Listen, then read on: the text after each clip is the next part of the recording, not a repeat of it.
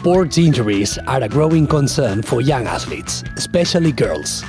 In fact, studies show children and adolescents under intensive training are 70% more likely to experience them.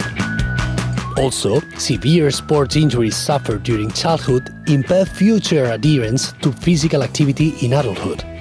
This increases the number of citizens of the European Union who are physically inactive. Preventing injuries not only keeps young athletes healthy, but it also saves money for health systems. There are a multitude of approaches to sidestep these injuries and promote healthy athletes. Many barriers have been identified that make difficult the application of prevention strategies. Some include a lack of training time, equipment, or knowledge around effective prevention protocols.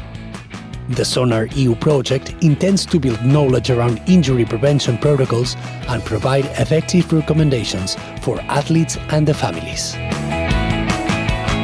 Let's work together to prevent sports injuries and keep young athletes in the game.